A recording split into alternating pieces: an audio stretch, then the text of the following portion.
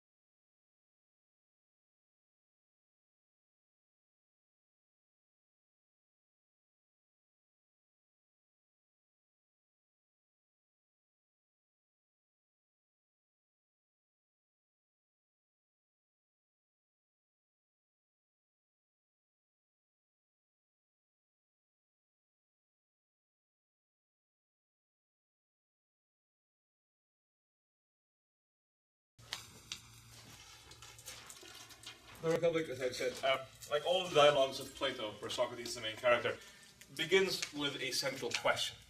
All of the dialogues have a central question undergirding them. The central question, of course, of the Republic is, what is this? What is the notion of justice? How can we tell that there is something called rectitude, that there is a certain right in reality, in our measure of reality? The piece you've just read is a conversation between Socrates and a much younger Greek called Glaucon. In fact, Glaucon will tell the tale of Gyges to Socrates as some sort of an argument, he believes, that there is no such thing as justice. Somebody give me a synopsis of the reading. What is the story of Gyges? Anyone? He's herding his sheep and Right. he finds this ring, and the ring can turn him invisible, and he uses that for his own purposes. Good. Let's backtrack for a second. Where does he find the ring?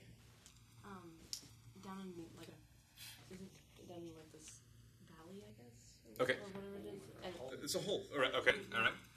Where does he get the ring in the hole? off that person's. It's a dead person, yes?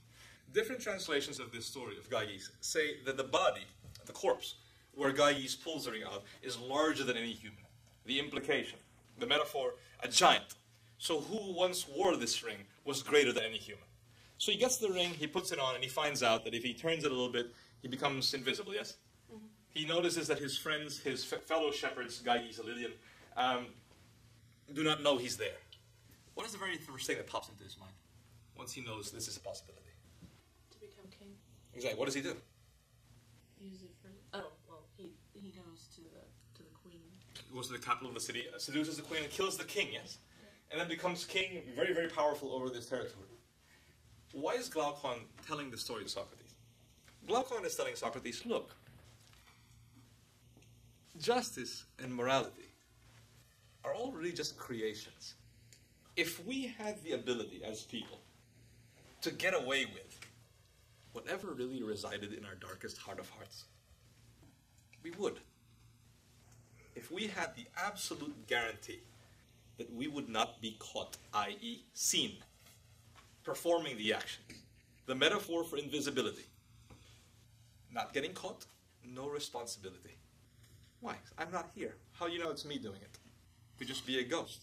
Modern movie, not so modern, perhaps about 10 years ago, Hollow Man, Kevin Bacon. Same idea. Some sort of scientific experimentation renders him invisible. He bends the light, I guess. Well, now that you're invisible, what do you do? It's very simple. Whatever I want. Why? Who's going to tell me no? Who's going to catch me? Nobody can see you. Please. Do you remember the line from the trailer, which I think was better Okay. than the whole movie, Right. where at one point he says, "You'd be amazed at what you can do when you don't have to see yourself in the mirror." Exactly. You have no conscience to yourself, perhaps. Right, he's raised his conscience. Exactly. Good point. Now, why does Glaucon bring this up? Glaucon says to Socrates, anyone, from the most wretched human being to the most virtuous human being, if you give them this ring, the results are going to be the same. It's just a matter of time. The most virtuous person will eventually be corrupted too. Well, maybe he shouldn't say corrupted. Will eventually do what they want as well. It'll just take them a little bit longer. You're all familiar with an author that's very fond to my heart, actually. I wrote my dissertation on him. A guy called J.R.R. Tolkien. Wrote The Lord of the Rings, yes? Massive movie extravaganza. Okay. Obviously, Tolkien knows his Plato. There are great similarities of Tolkien's ring and Gaius' ring, i.e. they both turn the person invisible, correct? What is the draw to the ring of power in Tolkien? Why do people want to possess it? They know that it brings misery, pretty much to anyone who has it, but why do they want to have it? What kind of power? Remember, Frodo doesn't become, when he puts it on, he's not flying around lifting 50 tons. I mean, he's just... What kind of power are we talking? The power to not have consequences. It's Sauron's ring. You're invisible as well, yes? So nobody can see you do what you're doing. Plus what? What does Sauron the Great, by the way, what does Sauron look like in Tolkien, in The Lord of the Rings? The bad guy. In the movie. The eye. This is a big eye, yes? Why is he an eye and not a body? Have you read Tolkien?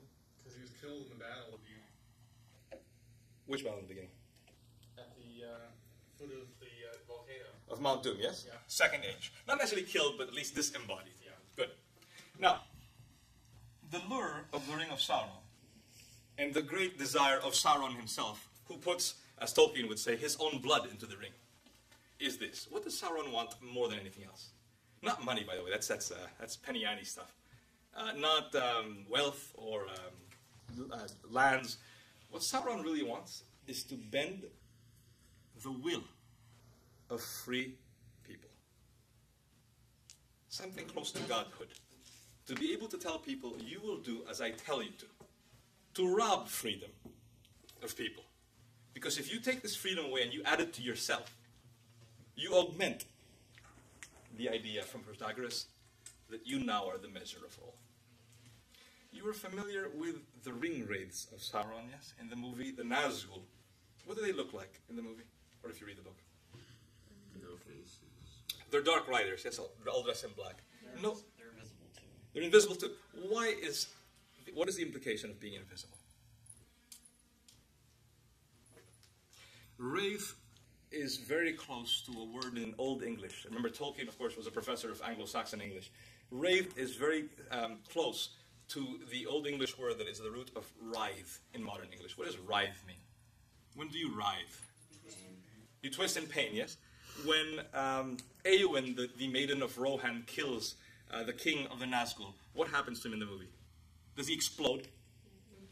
He implodes. He writhes. He's bent and crushed by his own malevolence, perhaps, the implication goes. Invisibility, the metaphor goes, is that you are now divorced from any moral standard, correct? I can do what I want. Gygax can do whatever the heck he wants. He can pursue whatever aim he wants. The ringwraiths are invisible. They are beyond whatever morality you may have. Sauron himself is disembodied, no body whatsoever, only an eye. But where are we getting to here? When Gygax puts on his ring, what direction of the bezel does he work so that he becomes invisible? How does he turn it? Thank you. Another metaphor from Plato. Why? The inward turn. Gygax now says, I am the measure of all. I seek only myself. Everything else is divorced from me. Everything else does not matter. People's pain, people's feelings, people's lives. The king's life, who I just killed and usurped his throne, does not matter. It is of no consequence. Because the only thing that matters to me is, for lack of a better word, me. But what is the payback to this? Power is the prize, yes? Power, the same power the Protagoras would offer his students. But what is the payback? What happens to Gygax? He is invisible. Double metaphor. Not only is Gygax divorced from society at large, Gygax is now divorced from himself. He has lost what is best in himself. A certain adherence to some sort of moral standard that makes him fully a person. He has cut out that pound of flesh, so to speak, quoting Shakespeare, from himself in thirst and in the quest of this power. Surrendered this pound of metaphysical flesh. Not actual flesh, of course, but something from perhaps the spirit that makes him this now new invisible, perhaps more closely to a writhing being as possible. Let's look at the last quotation. Actually, it's the first one in order. It's from Socrates. Small addendum, small note to this. I chose the Socrates quote, not from Plato actually, but from another Socratic source called Xenophon.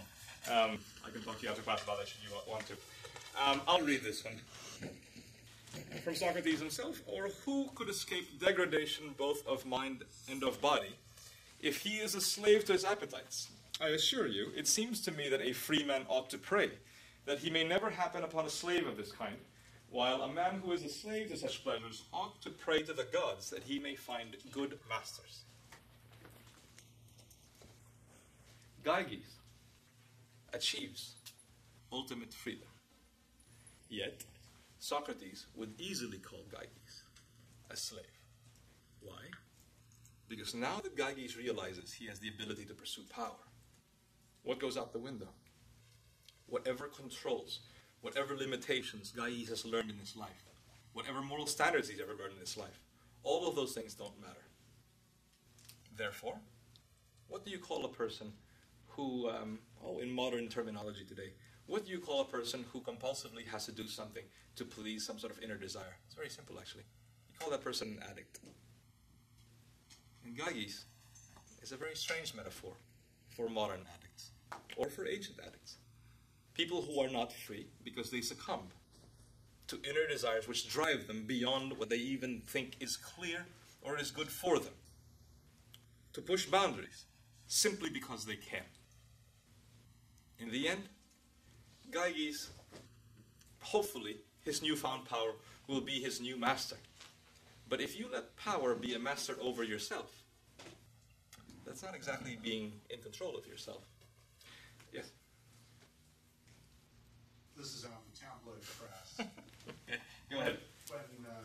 But I was looking for a way this week to pull in Paris Hilton anyway, so I didn't get early. When Robin Williams went into rehab recently for alcoholism, he found to the newspapers. He said, you know it's time to go in when you're disappointing yourself faster than you can lower your standards. Great line. Unfortunately for Robin Williams, before he's actually making the move, it's very sad. Augustine, who you may have heard of, St. Augustine is a medieval Roman Empire era philosopher and theologian. There's a very interesting line in his book, The City of God, one of the great works of Western civilization. Augustine will say, he who is good is free, although a slave. He who is evil is a slave, although he is a king. The implication here, power, although we think freedom gives this thing to us, power in the end will take away our freedom. Freedom from what? From a foreign oppressor? No. Gyges is probably the most powerful being in that story in the face of the planet. But he is not free from the inner demons that drive him. In the end, at the end of the day, if you measure things out, Gyges is a slave. And to the Greek mind, the most pathetic form of slave. A slave to oneself. Now, I have listed in your conclusion some further topics just to think of. I can only really think of one sort of direction I'd like this sort of to coalesce to for your further studies. And that is this. You will most often hear, I'm perhaps being a little forward in saying this, you will most often hear and see opportunities in college which will promise you, learn this specific field, come to my department, learn these things because these subjects are all relevant. I have a good friend who teaches at Georgetown University, an old priest, James Shull, who wrote me once while I was writing my dissertation on Tolkien and chided me, almost pulled my ear across the internet line, and said, Jose, you got to be careful. I'm not being too relevant. Of course, at first I thought to myself, oh, you mean you want me to be irrelevant, I guess, not to be irrelevant at all. And he goes, no, that's not the point. And the longer I thought about it, the sooner I got it. Here's the idea. There's a very fine line separating what is relevant and what is obsolete. When we always chase the timely, we lose sight of the timeless. When we read Plato, when we learn about things like freedom and truth, and the ties that bind them together, i.e. that freedom can bring you to truth, if you just let it. Freedom to discover moral rectitude, what things should be done and should be avoided. Then, perhaps, we are scoring points along the timeless trail, and not on the timely margin. Any questions on Plato? Yes. Yeah. Well, if the Greeks would argue that there are moral standards and that freedom is the freedom to pursue moral standards, right, how would they claim that you discover what those standards are? Here's a difference of Greek thinking and Christian teaching, which, by the way, Greek thought and Christian thought are both the foundations of Western civilization, at least in philosophy, and if not further aspects of civilization. The Greeks believed that you discovered this through your human reason, that reason dictated to you. You should be able to figure out what sort of standards to follow. Aristotle, who was Plato's student, will say, virtue lies with living a life of moderation. You want to avoid extremes. You want to pursue this sort of middle road. However, as much as the Greeks, as perceptive as the Greeks were, when you think of the idea, for instance, of justice, yes, from the Republic, justice is a great virtue to have. However, if justice is the only virtue pursued without a softening, counterbalancing force, justice can be, as my friend in Georgetown, James Shull would say, justice can be the most terrible of virtues. Why? Because justice is very clear and dry. You do something stupid, something bad happens to you. You have a corrupt soul, you live a horrible life. It lacks the very Christian idea of something Augustine and Aquinas will talk about, something called caritas, of love and mercy. The idea that you should be able to go beyond justice sometimes and say, although I should technically punish someone who deserves it, there are little loopholes which allow me to sort of give more, instead of just merely saying, okay, judgment is here, you're done with. Familiar with Julius Caesar? Yes, the character Julius Caesar? Why is Caesar so loved by the Roman people, aside from money? If you watch the HBO series Rome, Really good series. Why is Caesar loved by their own people? Aside from the fact he's a good soldier, he gives them a lot of money. Caesar is seen as a person who has a big heart, a magnanimous man. Someone who, when people go against him, will say, hey, to Brutus and Cicero, you fought against me, I'll take you back. To the Roman mind, and to the Greek mind, when you are merciful, you are conducting a relationship of love, as Plato would say. And that is along the lines of something called agape, a love of something that is higher to something that is lower. If something that is higher is so superior, why should I really care about something much lower than I am? It takes a bit more affection, a bit more goodness to reach that farther down. You've all heard of the three loves of the Greeks, eros, philos, and agape. The idea of mercy is that you're in a superior position and you don't have to take mercy on anybody, but still you do it. Reason can't give us this. I would argue that mercy is a very unreasonable thing to do. So there's a certain point to which the Greeks hit a wall, where now we have to read the early Christian philosophers and see where they build from that. But sure, I would say that, I'm a big fan of the philosophy of John Paul II, the last pope passed away. And he would say that reason and faith are two wings, really, that guide you to truth. You can have one and it's good. You can have the other and it's okay. But if you have one at the exclusivity of the other, you have pretty nasty things. I would argue, and perhaps I'm being not very PC, but I would argue that militant Islam is very much faith without too much reason. Nothing really moderating it. I believe that Allah tells me to do this, therefore I will do it, regardless of the consequences. Well, that's a rather irrational statement. I would look at some aspects of modern science, the idea of cloning human beings, as perhaps reason without a little bit of faith or mercy or justice involved. The idea that because I can do something, therefore, why not? So there are certain things that, that sort of come together. I know there's a famous quote by Einstein, more or less, to that effect. That something to the tune of faith without science is blind, but science without faith is sterile. Sure. Like Good point. For a person like Einstein, that is a great quote. Any questions on Plato? Lewis. I would strongly suggest reading the Lewis book. It's a great book to read. Not very long. Very dense, though, albeit short. You guys are all set? Oh, please. You're talking about, as you said, for instance, someone who follows morals is free and yet a slave. Physically a slave. Right. Isn't there an interesting or useful distinction to make between, at the heart of it, I think that conundrum dramatizes the distinction between being limited because of outside coercion and being limited because of your own choices. Because there are things that you will choose not to do. Right. Something I was thinking of, and you refer so much to literature and drama throughout, is that in the best dramas, the most interesting characters are the ones who are always clearly delineated by their choices. Sure. Where you say, now when we got to this point in the movie, he had to do this because he's the kind of guy who would not do the other thing. Sure. He would never choose B. He would always choose A. Right. But it becomes sometimes more dramatic when he does choose the one that you don't expect. Yes. Right. Well, yes, it makes it even more involving. Sure. Yes, but all revolving around what we understand of what his goals are. Right. What are the choices that he tends to make consistently? Sure. What would make a distinction between, because part of the paradox of a slave and you're free and you're a slave is between external coercion and one's own choices, one's own limitations. Sure. So like making the distinction made by many, such as Lysander Spooner, that you cannot victimize yourself. You can be foolish, or actually there's a Chesterton quote that a man